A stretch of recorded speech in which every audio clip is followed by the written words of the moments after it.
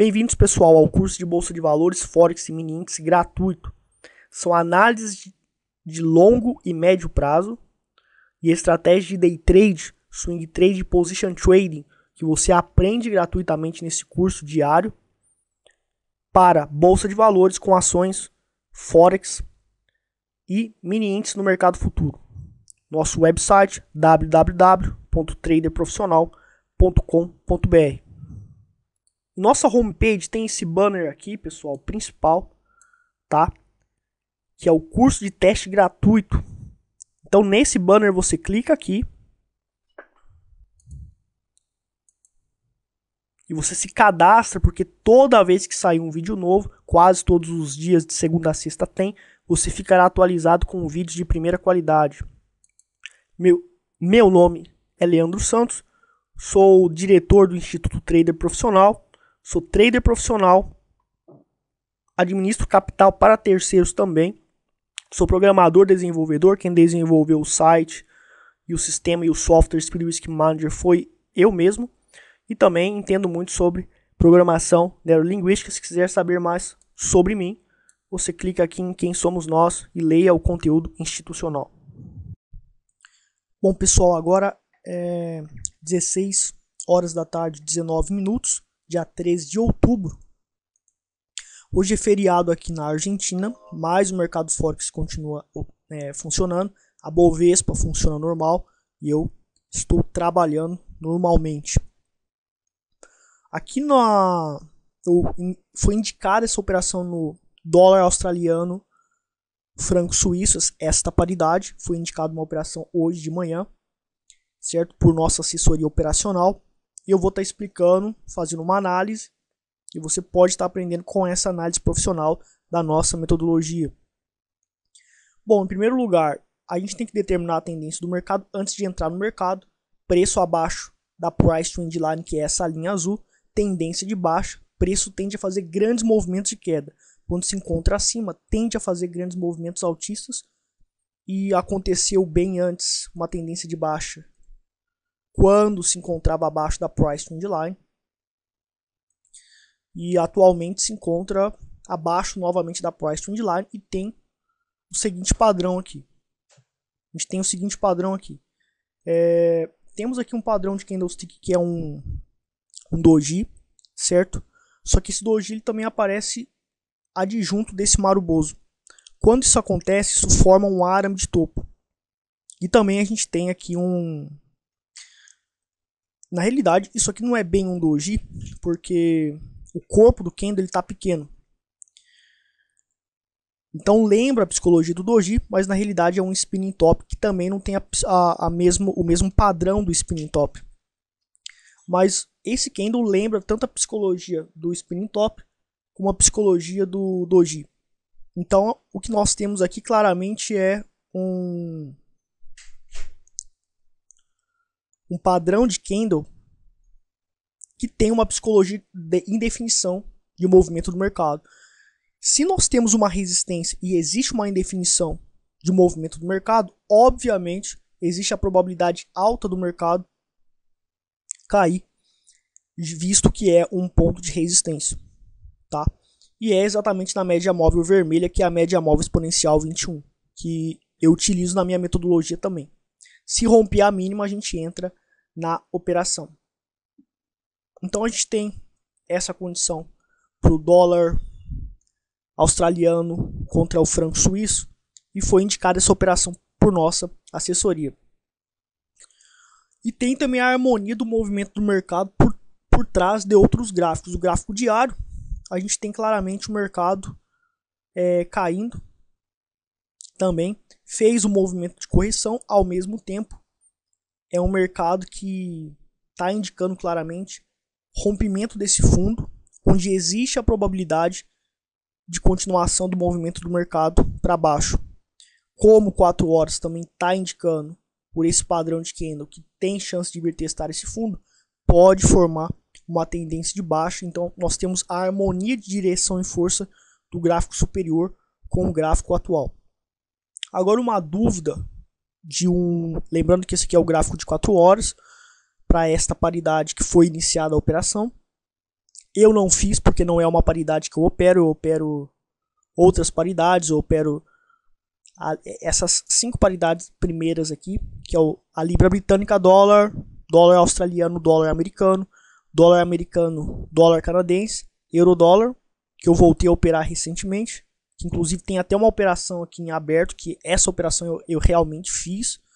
Tá até aqui a comprovação das ordens da operação no euro dólar, que está em andamento ainda, não houve nem ganho nem perda finalizada. E temos o dólar australiano com dólar canadense, que também eu trabalho, não deu oportunidade ainda. Portanto, pessoal, nessa operação aqui a gente tem todos esses padrões que foram indicados. Agora temos uma das dúvidas que o pessoal me manda por e-mail também direto, me mandou hoje, eu lembrei e pensei, vou colocar isso como tema da videoaula também para aprendizagem. Leandro, por que você não usa o trailing stop? O que é o trailing stop? É o stop móvel da bolsa de valores, que você vai definir um valor de distância que o stop vai se mover. Então, por exemplo, eu entrei aqui na operação e eu quero que a cada 30 pontos, vamos dizer que isso aqui é ações. Não vamos fazer com Forex mesmo, porque estamos falando de Forex. Então eu entrei aqui na operação a 95,60. Entrei vendido aqui. Só que daí eu vou definir no trading stop a cada 30 pontos de diferença para oscilação para baixo do preço, porque eu estou operando vendido, para oscilação para baixo do preço, o stop vai se mover. Então, aqui está 96,59, 60. 96,60. Moveu para 96,30. 96,30. Se movimentou 30 pontos. Se movimentou 30 pontos, não vai ficar muito bom para a gente dar o exemplo aqui. Vamos colocar 10 pontos. Movimentou 6 pips, por exemplo. Para cada 6 pips vai se movimentar. Não pode ser por 30 pontos sim, não vai dar problema não. Então aqui movimentou 30 pontos. Como movimentou 30 pontos, o meu stop vai se mover para esse ponto, porque a partir desse ponto se movimentou 30 pontos. Se o mercado voltar, vai bater no stop que foi movido. Aí vamos dizer que está aqui. Meu trailing stop está aqui. Certo? Só que daí movimentou a partir daqui, que já está 30 pontos, movimentou mais 30 pontos aqui. Então aqui é o ponto que o trailing stop vai se movimentar. Então o stop automaticamente vem para cá. E ele vai se movimentando, porém, se o preço volta depois do movimento que ele fez para baixo, vai estopar. Certo? E para compra é o inverso. Tá? Para a operação de compra é o inverso. Então pensa da maneira inversa. Eu comprei aqui, por exemplo, e a cada 30 pontos vai mover o stop. Aqui moveu 30 pontos. Então o stop que estava aqui embaixo, vem para esse ponto, porque a partir do ponto de compra moveu 30 pontos, e o stop ele vai ficar uma distância de 30 pontos a partir da oscilação de ganho em relação à minha operação. Como é uma operação comprada, se oscilar para cima 30 pontos, o stop vai se movimentar até esse ponto que houve a oscilação, e assim sucessivamente. Esse é o trailing stop. Agora, por que eu não uso trailing stop? É muito simples. Porque esse negócio de 30 pontos de movimento, 50 pontos, não tem um fundamento estatístico de probabilidade que se o preço bater ali, a tendência vai finalizar, ou a tendência vai voltar tudo, ou a tendência vai consolidar. Agora, por exemplo, quando eu coloco o meu stop aqui, não é porque tem um risco de 1%, ou de 2%, ou de 3%. É porque nesse ponto aqui é um ponto de resistência, onde se o preço ele bater, tem uma probabilidade dele assumir uma pressão de alta, iniciar uma tendência de alta. Então, além de eu tomar um prejuízo, eu posso tomar um prejuízo astronômico, porque pode iniciar uma tendência de alta, estatisticamente e com probabilidade comprovada disso acontecer. Aqui fez um topo confirmado. Então, se o preço aqui tem um topo confirmado, por exemplo, vamos pegar um exemplo aqui melhor de topo confirmado. Pegar um exemplo melhor de topo. Vamos remover o autodeslizar do gráfico.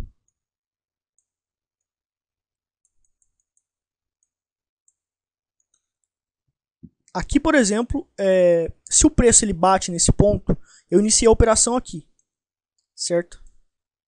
Iniciei a operação aqui.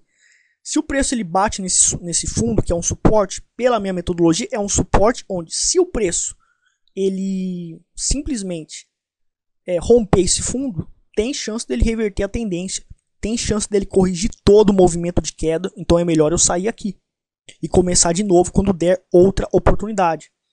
Só que daí o trailing stop tá de 30 em 30 pontos, 20 em 20 pontos. Aí vamos dizer que moveu 50 pontos aqui e o trailing stop tá aqui. Mas estatisticamente, se bater aqui, não é um ponto de suporte, não é um ponto ideal de proteção de lucro. Porque eu peguei a operação aqui, não é um ponto estatisticamente com probabilidade comprovada e com fundamentos lógicos também para a proteção de lucro. Certo? Não é um suporte aqui. Mas o trailing stop está se movendo de 50 em 50. E depois de ter se movido 50 pontos, ele subiu para cá, por exemplo, e estopou. Veio até o ponto de proteção de lucro ideal, que seria esse suporte aqui, não estopou, e a tendência continuou, e o cara perdeu uma fortuna. Por quê? O trailing stop é um número qualquer que você coloca para você mover seu stop. E muitas vezes sem lógica nenhuma. Então, por isso que eu não uso trailing stop, não recomendo utilizar, porque não tem lógica você subir seu stop 30 pontos ou 40 pontos de acordo se há uma certa oscilação, o stop vai se mover 30 pontos ou 20 pontos, ou não importa. Não tem uma lógica definida, uma probabilidade comprovada que aquele ponto que o stop vai ser movido vai ser um ponto de suporte, vai ser um ponto ideal para proteção de lucro e tem uma estatística e probabilidade atrelada àquele ponto, que se bater ali, pode reverter a tendência e pode tirar todo o seu lucro. Então você pode perder muitos lucros utilizando o trailing stop, porque não tem fundamentos estatísticos e de probabilidade de dar certo com uma base lógica, em suportes ideais para uma operação de compra, que é o ponto ideal para você proteger o lucro. Pegando o gancho do trailing stop, levando em consideração pontos de você colocar seu stop, que é a sua limitação de prejuízo, para você colocar proteção de lucro. Vamos falar sobre stop agora, que é a limitação de prejuízo. Tem gente que trabalha com limitação de prejuízo e o cara simplesmente trabalha com limitação de prejuízo e sem lógica nenhuma e sem pontos ideais para você proteger seu lucro. Então o cara fala assim, eu vou me arriscar no mercado, vou entrar no mercado em um certo ponto, e para cada ponto que eu entrar, o meu stop vai estar em 1% em relação a esse ponto. Então ele calcula a oscilação. Aqui dá 1%, por exemplo. Daí ele simplesmente coloca o stop dele aqui, porque aqui deu 1% de oscilação. E o nome disso é loteria. Novamente porque esse ponto de oscilação não tem estatísticas e probabilidades comprovadas, baseadas em um ponto lógico no gráfico, que tem fundamentos de suporte, que é um ponto de difícil rompimento para uma operação de compra. Então ali é o ponto ideal para você colocar o suporte. E se nesse ponto ideal, que o suporte seria aqui, por exemplo, aqui seria um ponto de suporte pela nossa metodologia, se você quer arriscar 1% e nesse ponto não tem 1%, você não pode entrar na operação. Tá? Mas as pessoas erroneamente colocam uma variação de 1%, 0,5%, 1,5%, 1,5%, 1,5% de risco em relação ao ponto que ele entrou, considerando só a oscilação. E isso é um erro absurdo, porque não tem fundamentos de um ponto específico onde essa oscilação que ele vai considerar para proteger o lucro. Então, para você proteger o seu lucro, você proteger limitar seu prejuízo, você precisa entender de análise técnica, entender o mercado, entender os pontos de suporte e resistência do mercado e colocar esses pontos de proteção de lucro, assim como o stop, nesses pontos. E não simplesmente considerar a oscilação e não simplesmente colocar o trailing stop, que também, na minha opinião, é uma loteria. Certo? Agora, é claro, vamos dizer que você entrou na operação aqui e fez um movimento de, sei lá, 2% em uma onda só. Não tem ponto de suporte, não tem ponto de não tem nenhum ponto para você proteger o lucro e deu um lucro gigantesco. Só que foi uma onda só e pode voltar tudo.